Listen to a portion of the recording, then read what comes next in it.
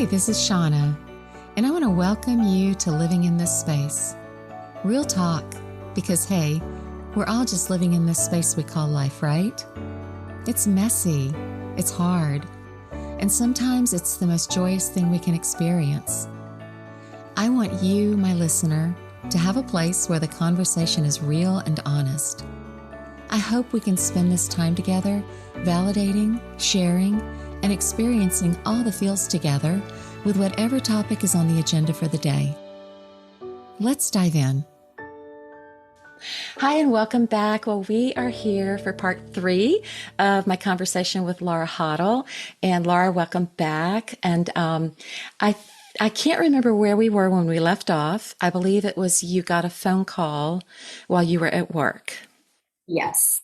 I was at school finishing up my afternoon. The school day was over. The children had gone on for the day, and I was going to be having a sub the next day at school on Friday because Victor had an appointment in Charlotte, which is 3 hours from us. So I was taking the school day off, and Jay calls me while I'm holding my phone, getting ready to return a missed phone call from my daughter-in-law's mother. And phone rings. I'm holding the phone. I look at it. It's my husband. He never calls me at work. And he said, "Hey there, are you still at work?" And I said, "Yes, I'm trying to wrap some things up so I can hit the road, come home, and get ready for Charlotte." And he said, are you alone? And I said, "Well, I'm in my room." And he said, Martin's dead, Laura." And I'm like, "What?" Mm-hmm. "What?" He said, he's taken his life. Mm-hmm. They found his body. And we just got the phone call.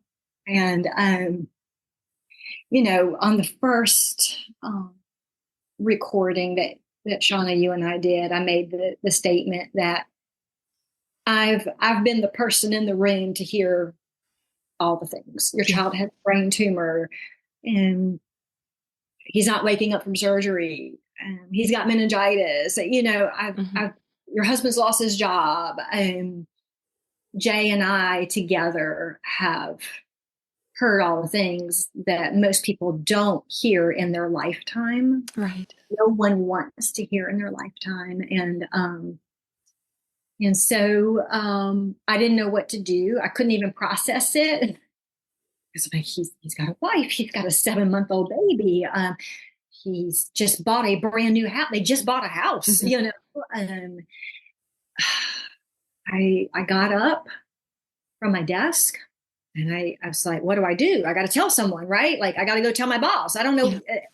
So I start walking through the school, and again, it was after hours, so a lot of people were gone, and my principal at the time happened to be in the school library, and I was walking that way. Someone saw me, and I guess I didn't look so good. Mm-hmm. And someone said, "Are you okay?" or whatever. And I just said, "I need to speak to Naomi. I need to see Naomi."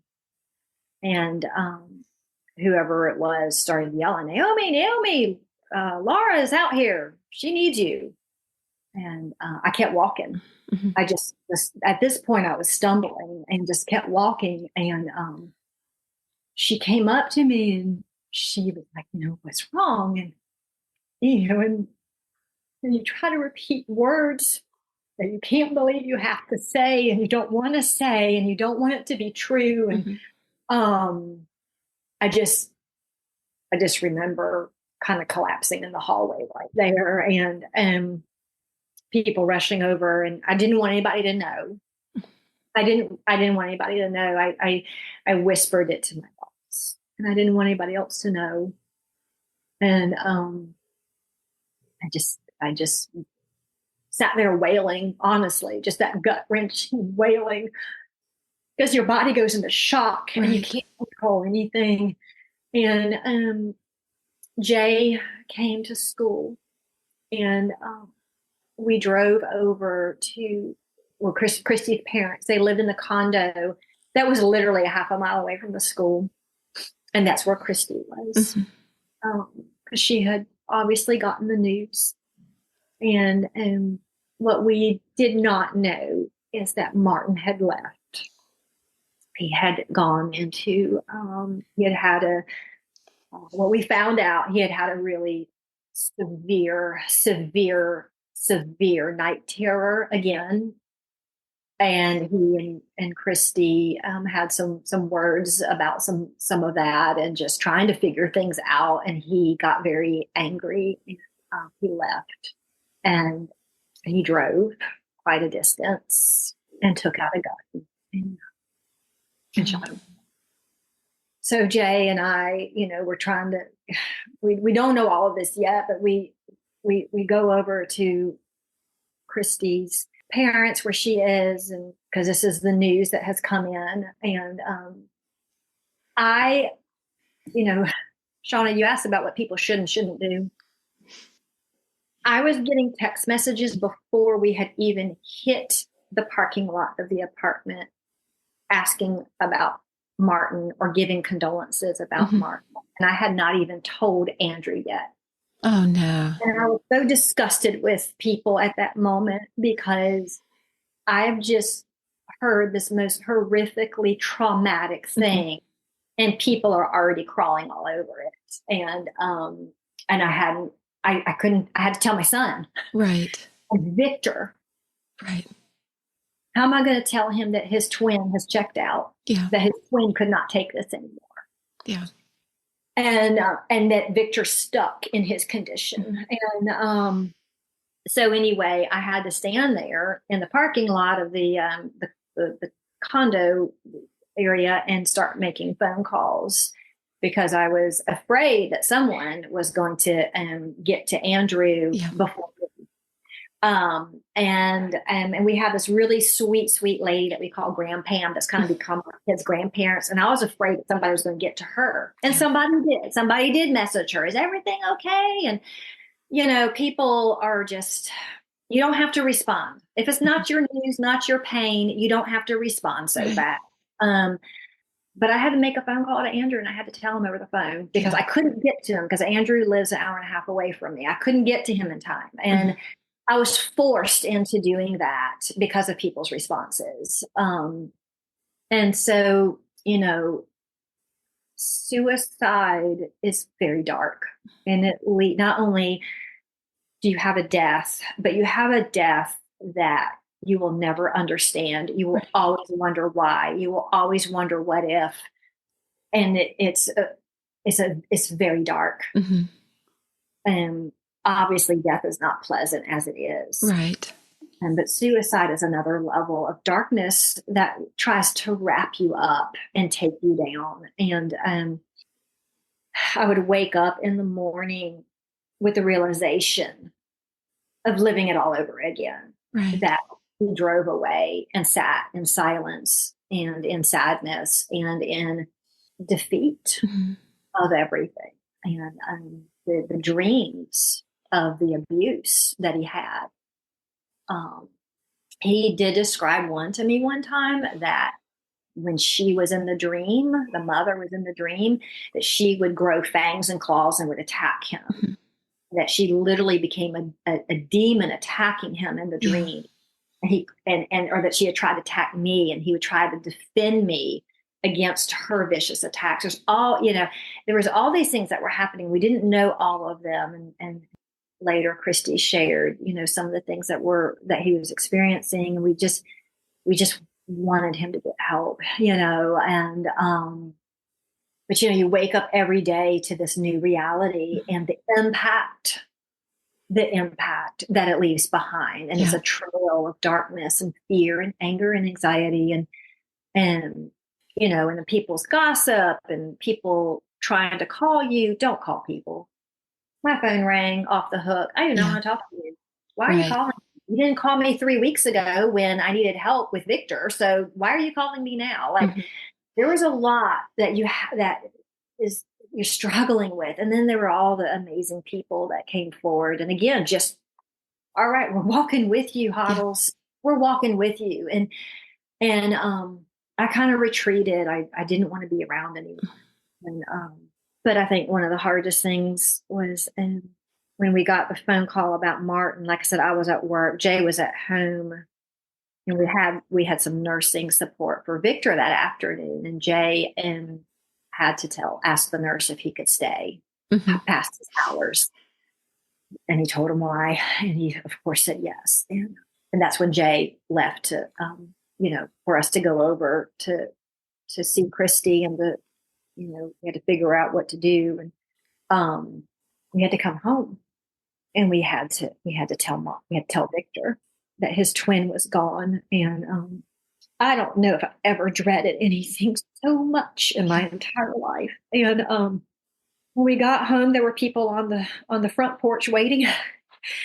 We had not even told Victor yet. And we thought, you know what, this might be a good distraction for Victor. And we invited them in, and they were with us when we told Victor. And Victor went into shock. And the first thing he signed out was something along the lines that this is a Martin's playing a dirty joke, and I'm going to kick his, and he spelled out ASS. Hmm.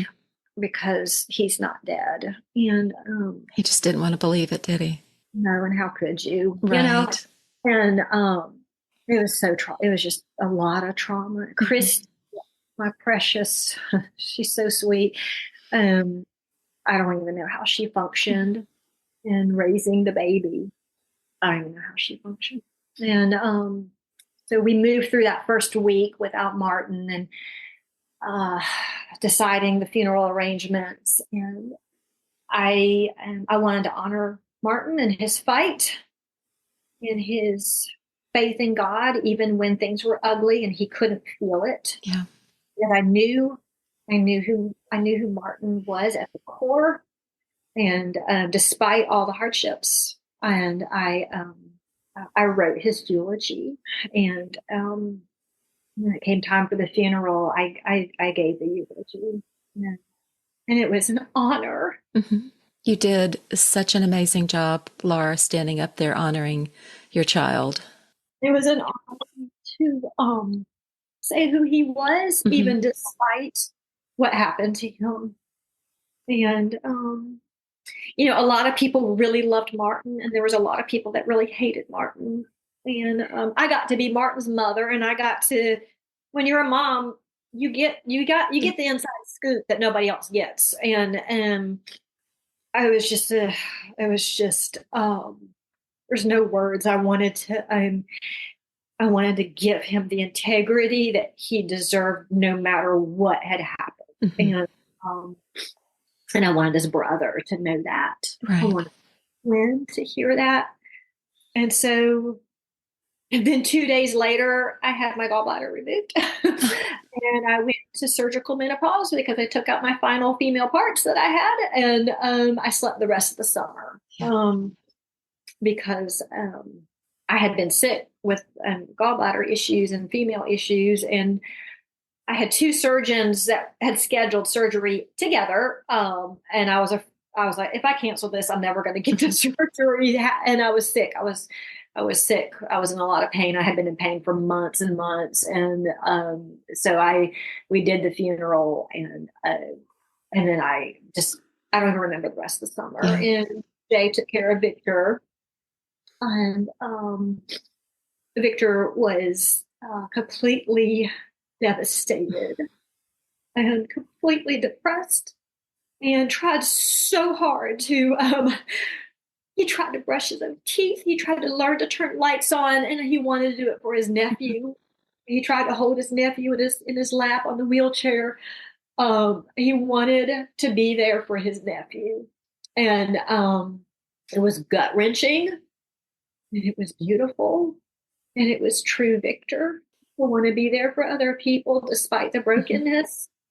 And we just really went into zombie land, if you want the truth. I felt like a mummy and a zombie all at once, Yeah. wrapped up, couldn't see life in front of me, but had to, Hmm.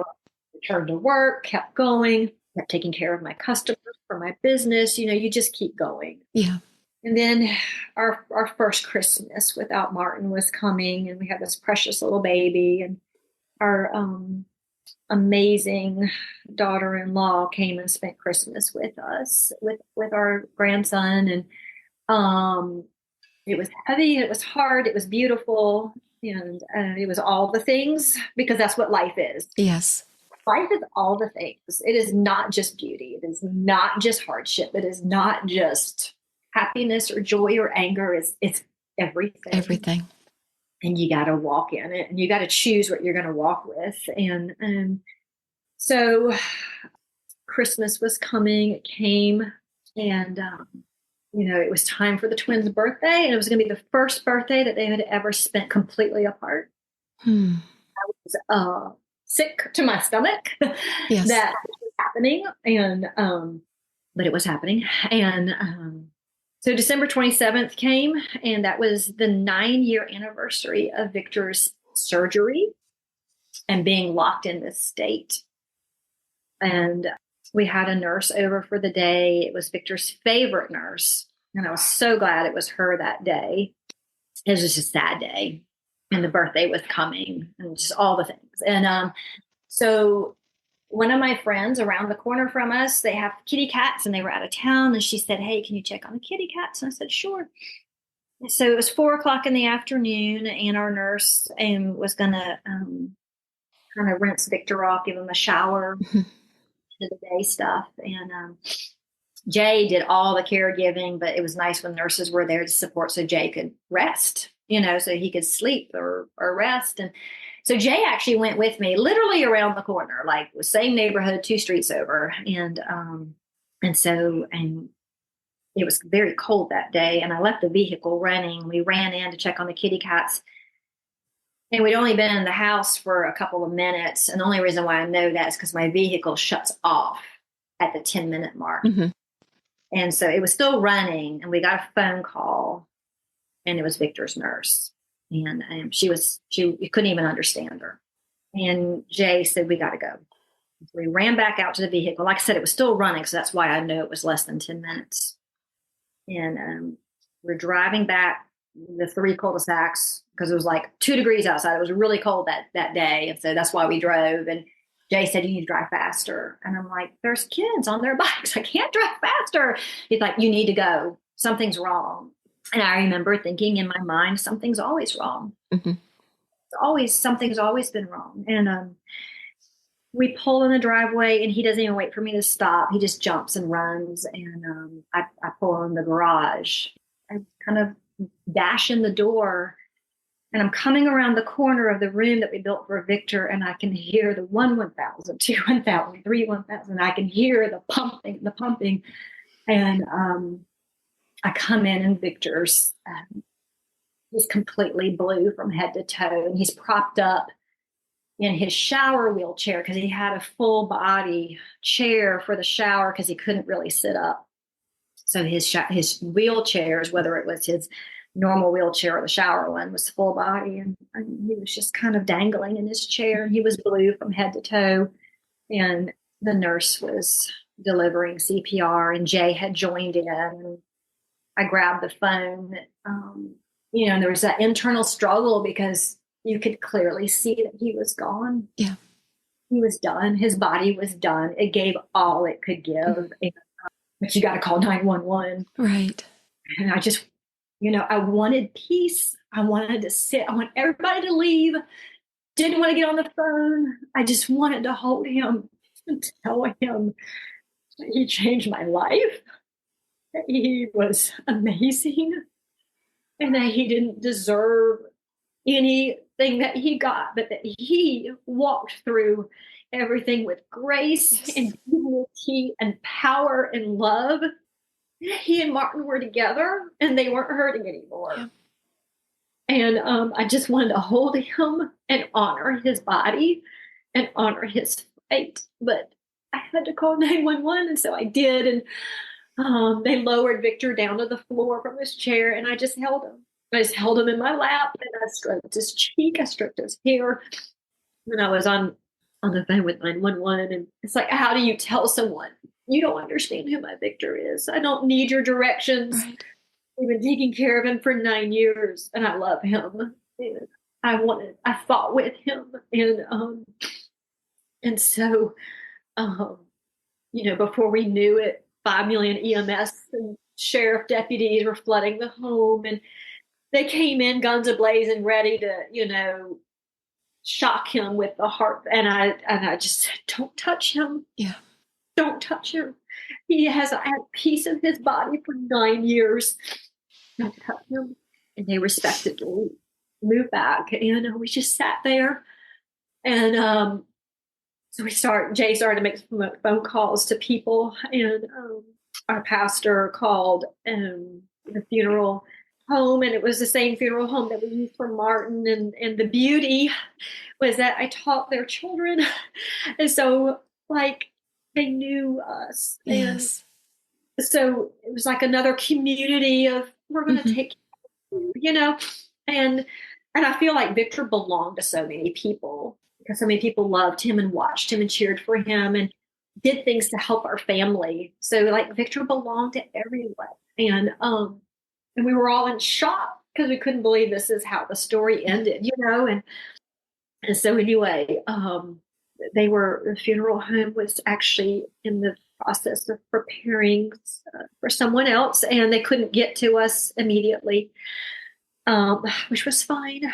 And Jay and the nurse dressed Victor in one of his favorite outfits and got him back on the bed, and we just sat with him and just spent time with him and just loved on him, and it wasn't gross. I think sometimes people are like, I can't be in a room with a body, but he was our Victor, and we didn't get to say goodbye to Martin, and so we just loved on Victor.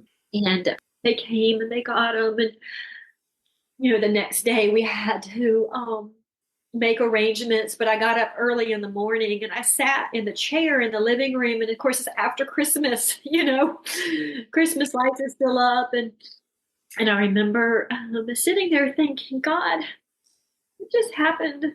I need some peace in this. And there's a lot of details to all these stories, and I haven't told everything. And there was actually a really beautiful moment between God and me about Martin that I did not share.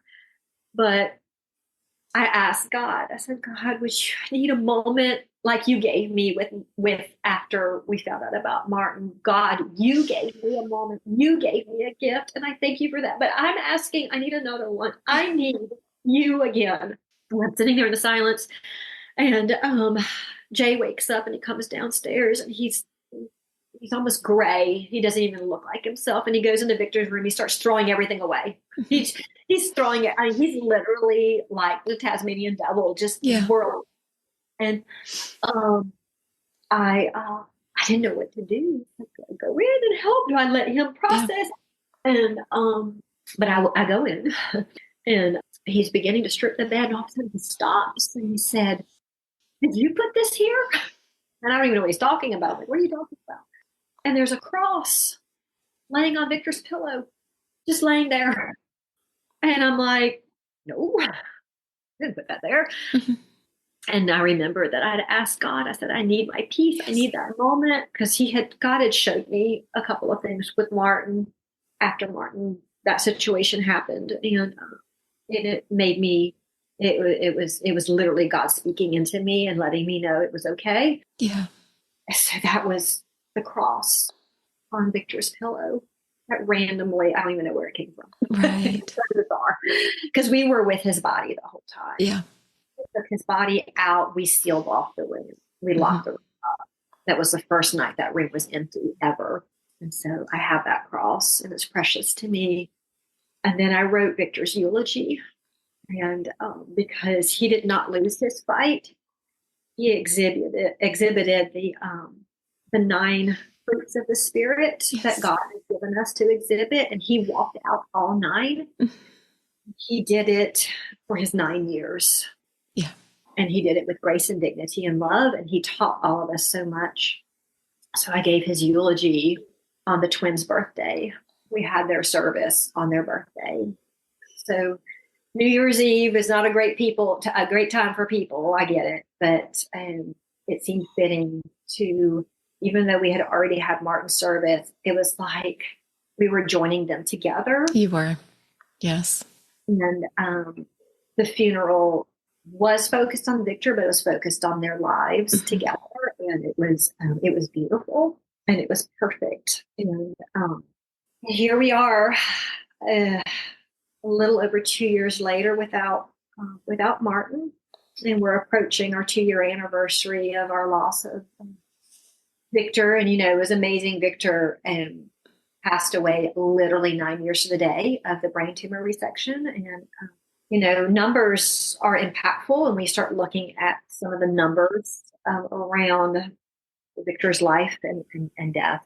There's some pretty unique things that you can see in his patterns. And that's where I find God's grace and dignity for Victor in all of this. And I know people may or may not understand that. They may say, this is a horrible story. What do you mean? Like, no, you don't understand. You don't understand who Victor was. And we had the privilege. Mm-hmm. We were the ones that had the privilege. And so we have an almost 3-year-old grandson who's beautiful and amazing. And he is so beautiful. He looks just like Martin. He does. That's wonderful and hard at the same time. He'll be 3, and I get to have Martin and Victor at age 3 through my grandson, and an incredible daughter-in-law who allows that to happen. I love that. She's moved and now lives in Delaware, but drives back to see us frequently. And she and I talk almost every day. And I'm so thankful, because she could walk away.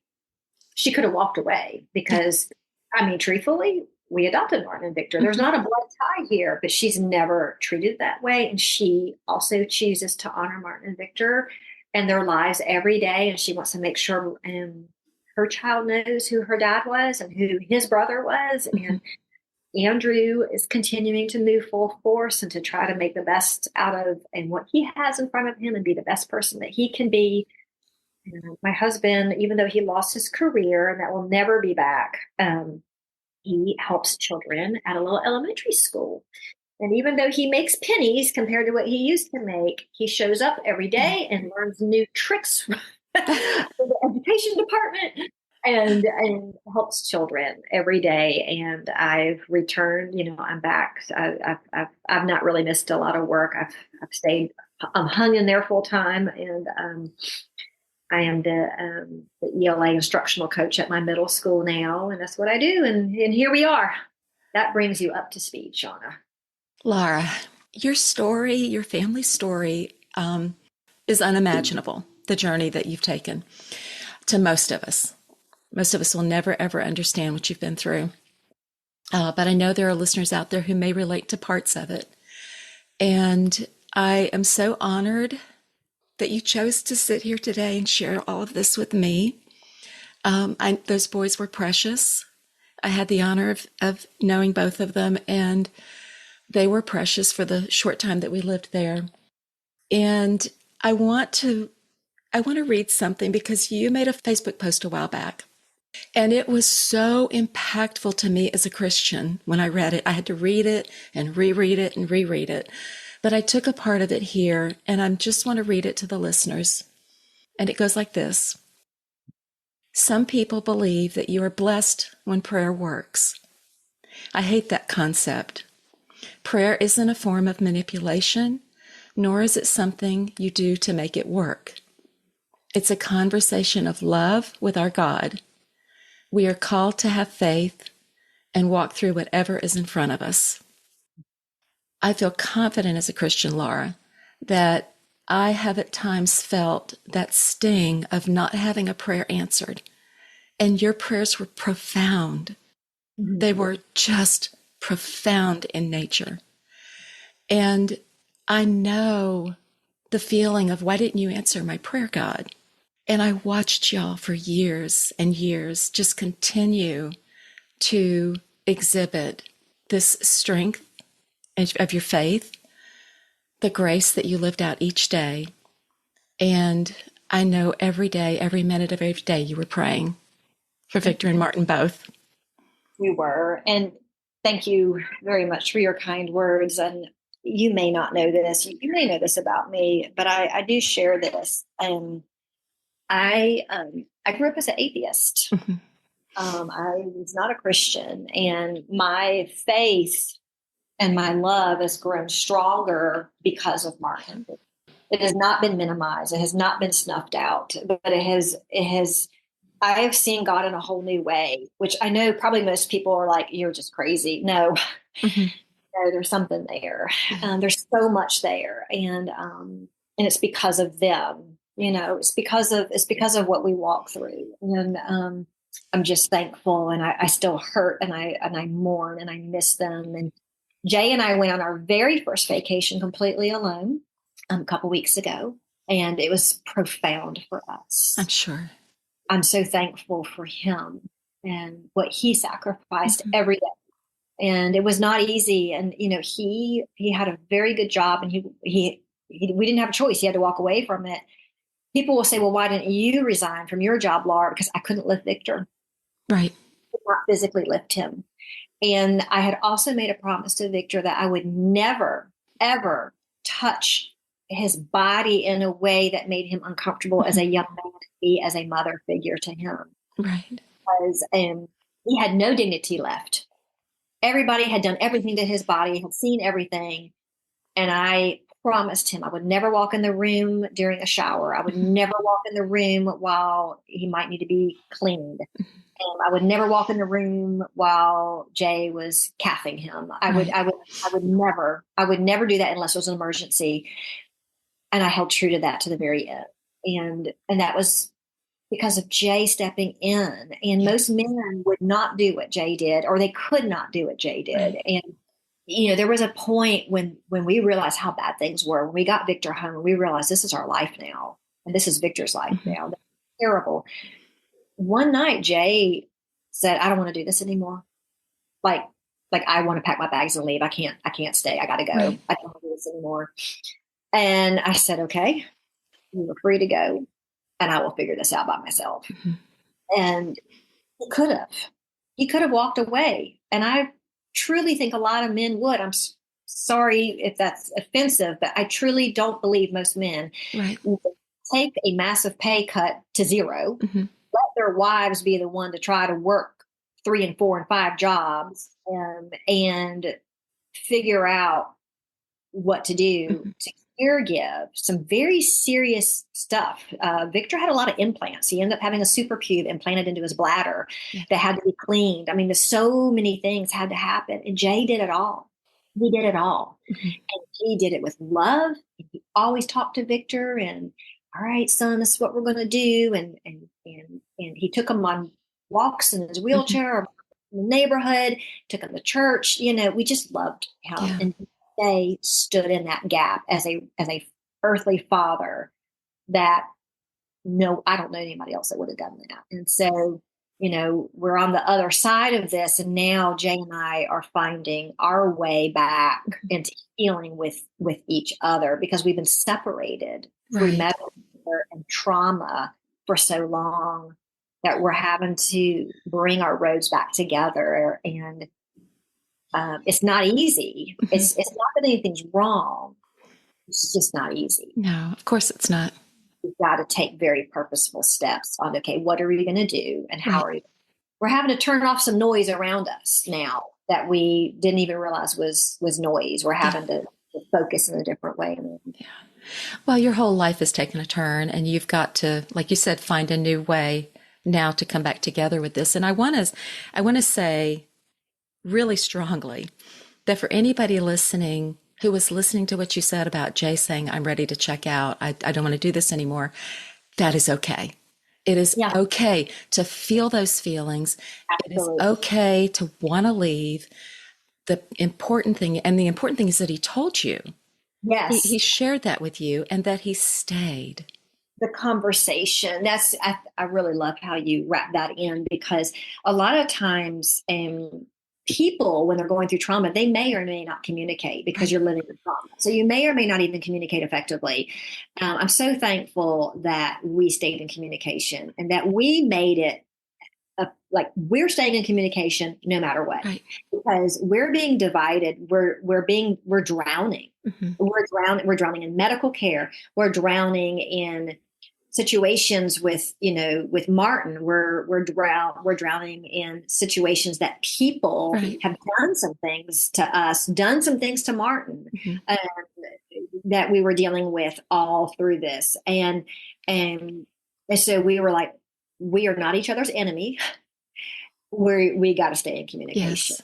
We got to Yeah. sit down even when we don't want to and talk things out. And not a lot of people do that. No. I'm just really thankful that as a husband that he raised his sights to what he's commanded to do, Yeah. and not put himself first. Right. I totally agree. I just want to I know Jay's not here today, but I just want to say what an example he showed as a godly father, as a godly husband, and as a godly man to walk this walk with you, with Victor, with Martin and Andrew, like he did. And I'm so honored, Laura, to just know you both. And even though we don't live in the same area and we didn't know each other, but for just a minute before we moved away from North Carolina, I feel so honored to have had the privilege to know your precious family. And I just want, as we close, is there anything that you want to leave with the listeners that you feel like is either on your heart? And if there's not, that's fine too. But is there anything that you want to leave as we close today? Oh, I hadn't thought about that. That's a big question. I think the only thing that pops up in my mind is that no matter what you're going through, no matter what you're walking through, whether it's a season of joy or sadness, it will change. Mm-hmm. And that can be a positive or a negative, because if you're in a season of joy, you don't want that to change. But if you're in a season of sadness, something will change. And, I cannot believe that we've lost both of our boys. And I've had people say, well, they weren't really yours. Why did you do all of that? Like, are you kidding me? Like, and I think that I can't even answer that one. They were ours. And I think that, God, for whatever reason, God gave me a heart for them, and they were mine. I loved them. I loved them immensely. And I loved them like a mother. Like I would tell Martin, knock that off. That is not appropriate. Stop it. Yeah. And Martin and I developed a different relationship because he was not physically ill the way Victor was. And we had I had this completely different relationship with these two twins. And it was hard. It was hard, but things change. Things will always change. And you need to be prepared for that, whether that's something positive or something negative. And just know that whatever's in front of you is not eternity. There is an eternity that will come later, but what's in front of you on this life is not your eternity. And to find my phrase, and I'm sure it's other people's phrases too. It's not like I coined this phrase, but my phrase is find joy and find it again. I love that. Because it's there. And I remember once I started moving around again after Martin died, and before I went back to work, and before Victor passed away, but I was beginning to move around from that surgery because I had a terrible time. I had lost Martin, and I had a terrible time recovering from the surgery.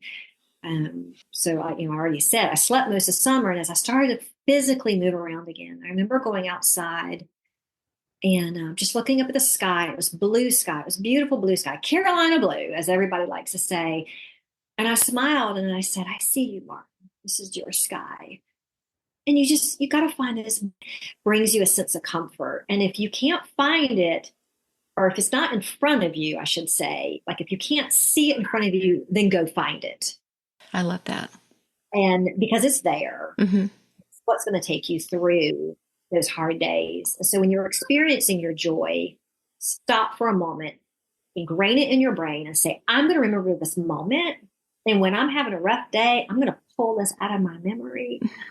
Where it's going to make me, I'm going to have all the feels from that moment, and that's just what, I don't know. That's the only advice I can give. That's precious. Just find that joy, find it again, and keep looking for it. It's perfect. It's perfect. Laura, thank you so much. We could keep talking for hours and hours and hours. I love talking to you, but thank you so, so much today. I know this wasn't easy, but thank you for pouring your heart out to all of us. I really appreciate it. Well, thank you for including me in your podcast. And thank you for wanting to honor two of the most precious people that the world had and lost. And I still keep looking around the corner for them. I really do. I can't fully fathom that they're gone. Yeah. And because they made such an impact. But how blessed I am. Absolutely. I got to receive their impact and their love, so thank you. Thank you so much. You're precious. Sweet listeners, this has been such a sweet time with Laura, and I hope you've taken something away today that touched your heart in a profound way. And until we meet again, find joy and find it again. Thank you, Laura. Thank you, Shauna. Hey, thanks for listening. Don't forget to hit follow wherever you get your podcast. And until next time, I hope you live in your space well, my friends.